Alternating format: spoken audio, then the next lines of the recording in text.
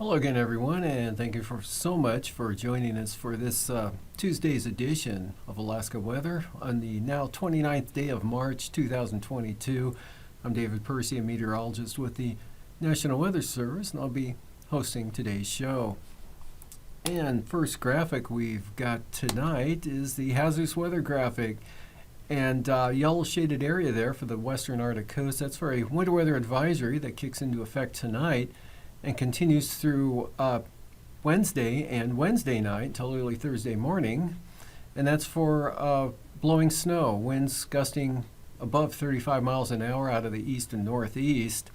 Will create visibilities to less than a half mile at times across that area. And again, that's out through Wednesday night.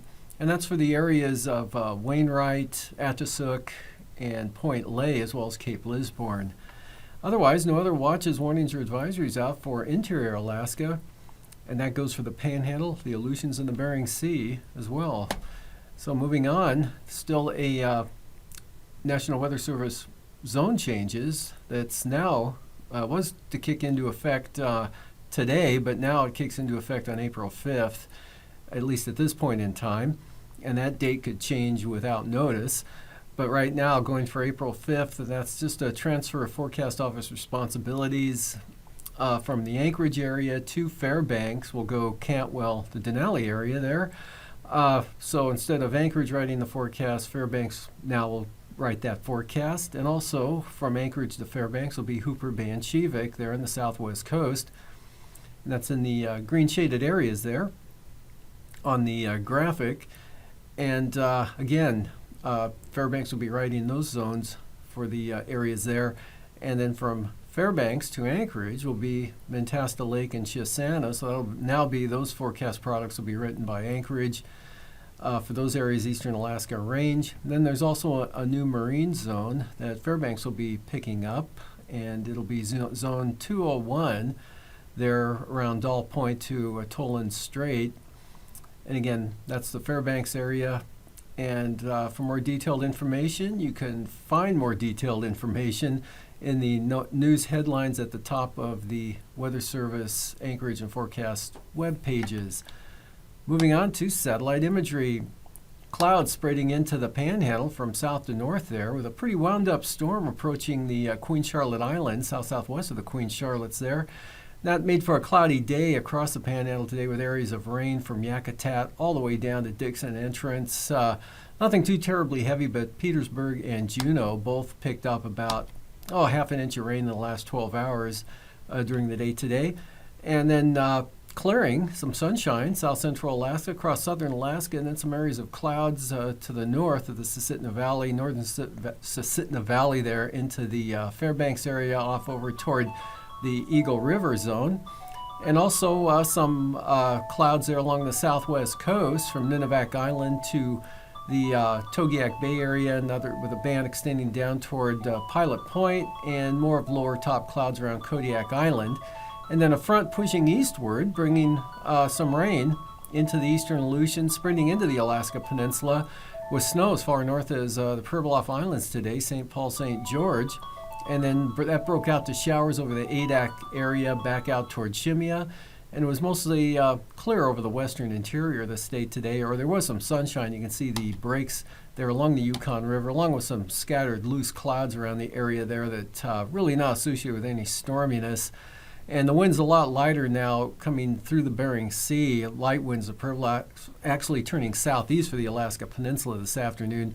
Winds gusting 30 to 40 miles an hour out of the southeast there. And then the western Arctic coast, Point Lay, winds already kicked up to about 40 miles an hour in wind gusts today. And still pretty windy on the eastern Arctic coast there, with Point Thompson airstrip seeing gusts out of the east-northeast to 35 miles an hour. The temperature just a little above zero, I believe 1 degree above zero for the air temperature. So wind chill is definitely below zero there. And then the low pressure lifting north of the central Aleutians there, not really making much of a jog to the east. Front breaking away from the low center, weakening as it pushes across the Fox Islands today, with some areas of light rain, increased winds there. Again, about 30 to 40 miles an hour wind gusts. Some areas could add gusts upwards of 50 miles an hour in the more exposed locations of the Fox Islands. And that'll probably be the case for the Alaska Peninsula here this evening as that edges eastward. But general weakening of the frontal boundary there. Then that much stronger storm, more intense, tighter pressure gradient southwest of the Queen Charlotte Islands, but that not really affecting the panhandle too much, just a stream plume of moisture spreading northward from that low center, keeping it wet and cloudy across the entire southeast coast today. Scattered rain and snow showers along the North Gulf Coast, and then areas of sunshine, Cook Inlet, Manassas-Susitna Valley, and some snow shower activity of the light side, generally less than a half inch or even less than a quarter inch to just trace amounts, flurries there up over the Kotzebue Sound area, Noatak Valley, and southern Noatak Valley into the Kobuk Valley around Selawik. Buckland had some light snow showers today, as did Shishmaref, or not Shishmaref, but Tin City, and some snow showers along the southwest coast. Looking at the forecast for tonight, that front passes the Unalaska area, pushes into the western Alaska Peninsula. So for the Fox Islands, eastern Aleutians, in fact, all of the Aleutian chain, look for rain and snow showers with light winds, but winds will be on the increase with that low center pulling just northeast of Shimei and Attu. But the tighter gradient and stronger winds will be to the west of even those areas. And some snow around the St. Lawrence Island area and snow showers along the Yukon-Kuskokwim Delta coast into the southwest mountains. In the zone of light snow and clouds there through the central interior to the north of that feature, though, with that trough generally clear and dry conditions with tighter gradient there over the western Brooks Range, western Arctic coast, where the winter weather advisory kicks in for the Arctic coast tonight. And low pressure off the southeast coast keeps it wet and unsettled, but winds be a little breezy on the south coast, maybe up to 35 miles an hour in gusts, normally windier capes down in that zone. And then for tomorrow, that low kicks into Canada, and another trough takes its place, a weaker one, so winds won't be much of a factor at all, but the skies will be cloudy with rain and snow occurring at times across much of the area, and it'll become a little more showery there from Yakutat westward to Cordova, cutting off around Prince William Sound. Then a partly sunny day again in store for northern Cook Inlet and the central Kenai Peninsula up into the Manassas-Susitna Valley, and actually into the interior. Just look for some scattered isolated snow showers over the southern interior of the state with mostly clear skies and dry conditions for the northern half of the state right out to the Arctic Ocean, and maybe a few clouds western Arctic coast, but not much offshore flow keeping it dry there. Definitely VFR flying up in that area, except for the areas of blowing snow, which will continue through the day tomorrow. That front pushes up to the southwest coast, bringing rain and snow inland. Mostly rain for the Alaska Peninsula, Kodiak Island areas. Any snowfall will be restricted at higher elevations. And then rain and snow showers will be isolated over the Fox Islands. Those will become more widespread with that low center out just north of Amchitka Island there, so AKwx westward. It'll be a pretty showery day and a little on the breezy side. Outlook for Thursday, low pressure in the Bering Sea keeps it unsettled and breezy over the Aleutians and much of the area there. Into the Fox Islands, be more of a general area of light rain and snow there, but showery for the Pribilofs. And the stronger low brings storm force winds into the Barren Islands during the afternoon on Thursday, with gale force winds coming up to the North Gulf Coast in the 40 to 45 knot range. Wind and precipitation will be on the increase for the central and north coast of the Panhandle, with partly sunny skies over the southern southeast coast. And interior Alaska will be generally dry, with even northern Cook Inlet, Manassas-Susitna Valley will be partly sunny. Increasing clouds, though, in the afternoon, with increasing chances of precipitation, mostly Prince William Sound, southern eastern Kenai Peninsula. Snow and blowing snow continues to the western Brooks Range, western Arctic coast, and stays even a little breezy along the entire Arctic coast. Look at a low temperature tonight up that way, anywhere from 10 to 25 below zero for the North Slope and Arctic coast, down into Arctic Village, low around minus 20. And a shade below zero into the Yukon Flats, 10 to 20 for the hot lows for the central interior, and 20s southern Alaska to lower 30s along the coast, and 35 to 40 for your lows for the Panhandle, 30 to 35 for the Alaska Peninsula, lower 30s central Aleutians, lower 20s for the Pribilofs. Highs tomorrow, cracking freezing for the St. Paul area, and 40 to 45 for the Alaska Peninsula and Bristol Bay area, even lower 40s into the southern Kuskokwim Valley and around Bethel, looking at a high near 40, upper 30s McGrath and Nikolai, mid-20s to mid-30s for the central interior, And single numbers to mid-teens for the Brooks Range, staying below zero for the Arctic coast and North Slope, and temperatures in the 40s for the Panhandle and North Gulf coastal areas. Lows for Thursday morning, 15 to 25 below for the North Slope and the eastern and central Arctic coast. Low now a little colder air pushing into the Yukon Flats area and actually down toward Tanana. I got the 0-degree isotherm coming down into the Tanana Valley for the overnight low. So to the south, warmer conditions. Mid-20s to the Susitna Valley, and that'll be followed by highs in the mid-40s across southern Alaska. It's below zero for the Arctic coast. And now, aviation weather around Alaska. Going on to flying weather, got some IFR along the western Arctic coast. Otherwise, VFR, remainder of the North Slope, Brooks Range, and then southward through the western interior there along the lower and mid-Yukon River Valley, cutting across the Kuskokwim Valley into northeast Bristol Bay, all VFR. Some marginal VFR, southern Cook Inlet, extending down across Kamishak Bay, Kodiak Island. Then a band of IFR weakening with a weakening front there for the Alaska Peninsula on up to the Pribilofs. Marginal VFR for the Aleutians, IFR along the eastern North Gulf coast there, from Yakutat on down along the coast of the Panhandle, covering the southern quarter of that area, and some IFR up over the upper Tanana Valley, either side of Eagle, to say Beaver. And for the afternoon, marginal VFR lingering central eastern Alaska range down into the Wrangell Mountains, as well as the mid and upper Tanana River Valley areas, 40-mile country. Yukon Flats all the way down to the Delta look pretty good. VFR flying there. Some IFR western Arctic coast kind of creeping into the North Slope there a little bit. Also IFR for the Bering Strait, St. Lawrence Island, northern Bering Sea, and then down along the southwest coast, pushing in across Togiak Bay, Dillingham into the southwest mountain areas, and Kodiak Island IFR. A little bit of IFR around Amchitka Island, otherwise the southern Bering Sea. Pribilof solutions look marginal. Good VFR. Kenai Peninsula, Cook Inlet, Prince William Sound, and the Manuscus and Susitna Valleys. And for the morning Thursday, still some lingering marginal VFR there, central eastern Alaska range up into the 40-mile country to about Eagle. And central northern interior, nothing but VFR right out to the Arctic Ocean. Areas of IFR from St. Lawrence Island southwestward to the western Aleutians. Marginal VFR for the remainder of the Bering Sea and the Aleutian chain, with some IFR starting to show up on the Alaska Peninsula, becoming more widespread there. Bristol Bay up into the southern Kuskokwim Valley, including Togiak, Dillingham, King Salmon, Igagik, Pilot Point, Kodiak Island, and then a narrow band now up the western Cook Inlet, actually along the eastern slopes of the western Alaska Range and the southern Kenai Peninsula.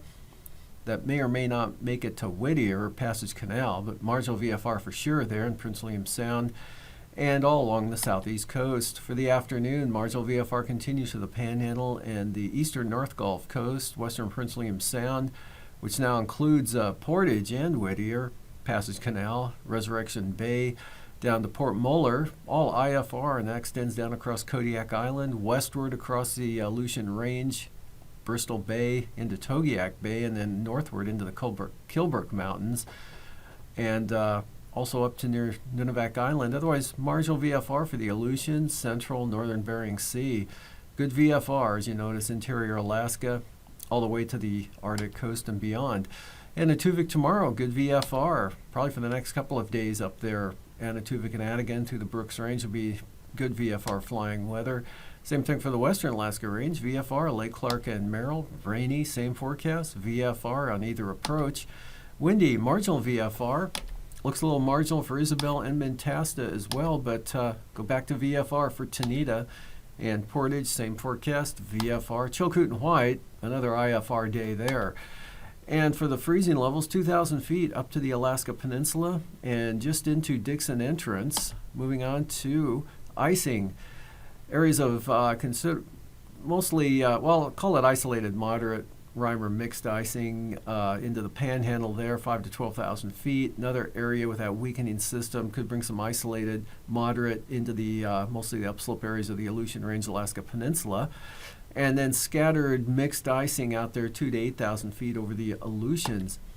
And the jet stream south of the forecast area about sums it up. So moving on to 9,000 feet, low pressure, southern Bering Sea. South winds 50 knots across the eastern Alaska Peninsula into Bristol Bay, turns south-southeast 40 knots there off the southwest coast. Otherwise, pretty light elsewhere. And 3,000 feet southeast 45 to 55 knots along the southwest coast, and 55 knot east-southeasterlies on the western Arctic coast.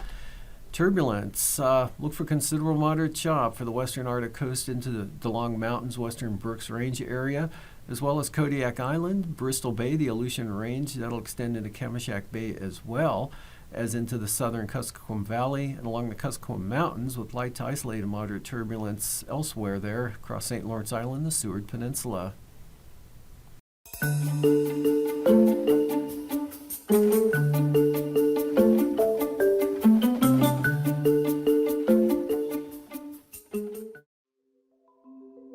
So the sun, looking here from the ground, seems very constant and quiet. But actually, when we look at it from space, we can see it's quite turbulent and active. Space weather is activity on the sun and in the near-Earth space that can affect our technological infrastructure and society.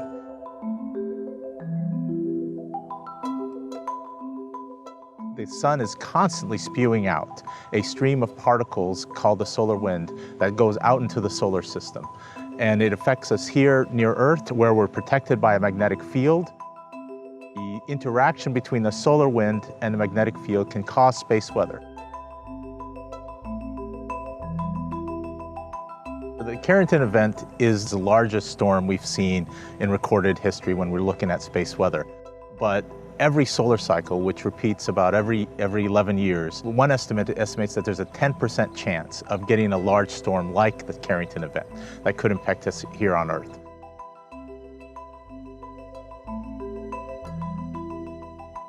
But we see solar storms almost all the time. And these storms have an effect on our technological infrastructure. Solar storms can cause activity in Earth's atmosphere and magnetosphere that can damage electrical power grids that power our communities, interrupt radio and satellite communications, and can cause our GPS navigation to fail. NOAA is working with its international partners to ensure that we have different vantage points where we can observe space weather. Our space weather observing infrastructure from space includes the NOAA Discover satellite and the NASA ACE satellite that are stationed upstream of Earth to give us a first buoy measurement of the solar wind. It also includes the ESA-NASA SOHO satellite and the NASA Stereo satellite that image the sun and also make coronagraph measurements of the outer atmosphere of the sun, the corona, that can tell us when large explosions happen off the sun. We also observe the sun and the Earth's magnetic field from the geostationary location with NOAA's GOES.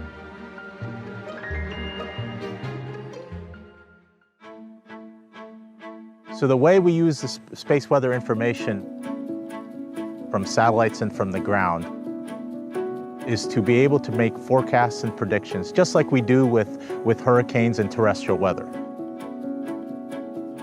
We observe the sun and look for activity and see how it develops,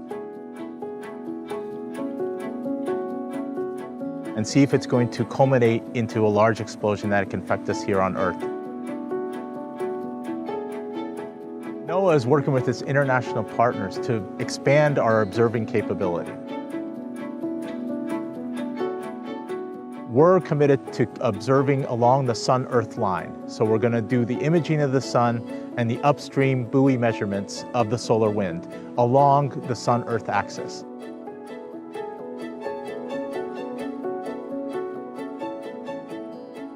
The more we understand about the sun, the more we can prepare for it and become, just like we are a weather-ready nation, become a space weather-ready nation. And as we look forward to humans exploring out into the solar system and advancing our space commerce activities, space weather becomes more and more important.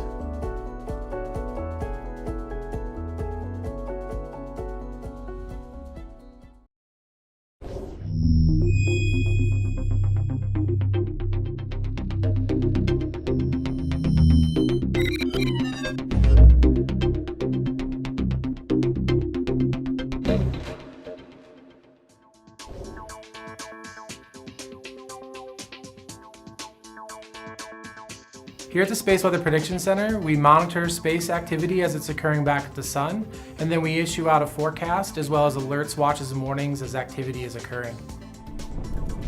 A typical space weather event would start with a solar flare back at the sun. That solar flare is short-lived and produces fairly short-lived impacts as well, basically impacting communications on the daylit side of the Earth. However, some solar flares are also associated with a coronal mass ejection or an eruption of plasma that's blasted off the sun and out into space. As forecasters, it's our job to determine if that cloud of plasma is moving towards Earth, and if it comes towards Earth, what the potential impacts may be. Those impacts can range from a fairly low-level storm that may produce the aurora a little bit farther south than usual, or can range up into fairly significant magnetic disturbances that don't happen very often, but when they do, they can impact technologies and infrastructure here on Earth. We provide information to lots of different user groups, from airlines to the electric power grid, to emergency managers, aviation, satellite community, lots of different customers.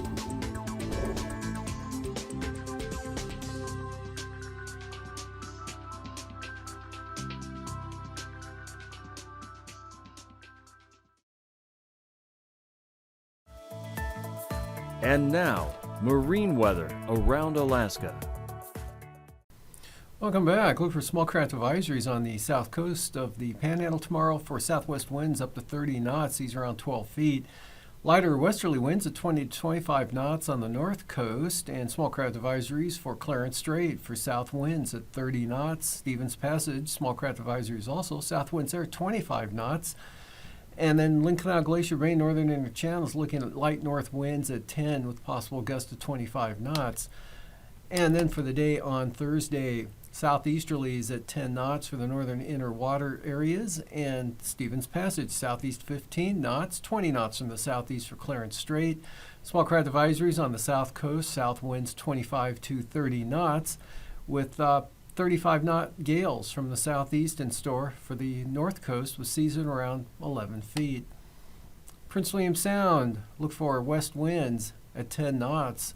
Light variable winds at 10 knots for northern Cook Inlet, northeast at 15 for southern Cook Inlet, and small craft advisories for Kamishak Bay.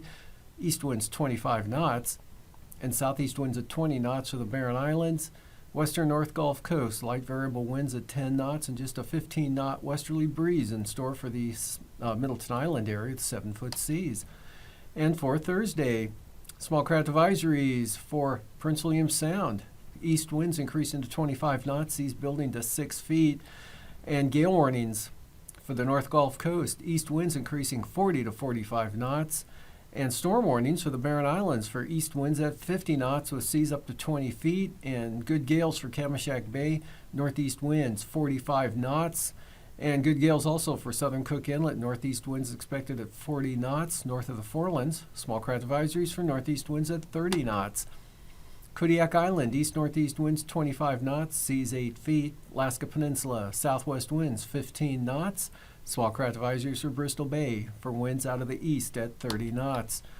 And for Thursday, Bristol Bay, northeast winds at 30 knots. Bering Sea side of the Alaska Peninsula, northeast 20. Pacific side, west 25. And full gales for the Kodiak Island area for east to southeast winds at 45 knots with seas up to 20 feet. Eastern Aleutians tomorrow, southwest winds 15 knots with 6 to 13-foot seas. Adak and Atka, southwest winds 15 knots. Amchitka Island, southwest at 20. Small craft advisories, Kiska to Shimia, northwest winds at 30 knots. And for Thursday, gale warnings from Shimia to Adak for west winds at 35 knots. Otherwise, the Fox Islands looking at west to south winds 15 to 30 knots with seas running 6 to 14 feet. Up along the southwest coast, brisk wind advisories for southeast winds 30 knots on the Kuskokwim Delta coast, Yukon Delta coast east at 25, and St. Matthew Island northeast at 30. Pribilofs, though, south winds 20 knots with 8-foot seas. Brisk wind advisories for St. Lawrence Island for northeast winds at 25 knots. Those will be east at 30 knots for St. Lawrence Island on Thursday. And the southwest coast, east-northeast winds down to 20 knots. Brisk wind advisories continue for St. Matthew Island, where winds will be east at 25. And the Pribilofs looking at a southwest breeze of 15 knots. For the eastern Boulevard Sea coast, northeast winds 15 knots, central coast northeast at 20. Gale warnings though for the western Arctic coast, east winds sustained at 35 knots, and northeast winds 30 knots from Wales to Cape Thompson, and from Wales to Cape Beaufort. And for the day on Thursday, brisk wind advisories continue from Wales to Cape Beaufort, east-northeast winds at 30 knots. Gale warnings continue for the western Arctic coast out of the east at 35, and brisk wind advisories for the central coast for east winds at 25 knots, and the far eastern Beaufort Sea coastline looking at east winds at 20 knots. For tonight, again, winter weather advisory, western Arctic coast kicks into effect tonight and continues through Wednesday night for winds gusting 35 miles per hour or higher, with blowing snow, reducing visibilities to less than a half mile at times. Otherwise, dry over in the northern half of the state, some snow shower activity in the central interior with a weak trough, and then dry for southern Alaska. Rain and snow showers, or rain and snow increase with winds for the Alaska Peninsula tonight, and precipitation with low pressure continues along the southeast coast. That'll continue into Wednesday with yet another trough moving in, and the front will push wind, rain, and snow into the Bristol Bay area, Yukon-Kuskokwim Delta, and Kodiak Island, and a strong low moves to southeast of Kodiak on Thursday. Thanks for joining us. These forecasts are for planning purposes only. Call 1-800-WX-BRIEF for a formal, pre-flight briefing. Always file a flight plan before you go flying. The U.S. Coast Guard Auxiliary urges you to leave a float plan with a friend or the harbor master before you go boating.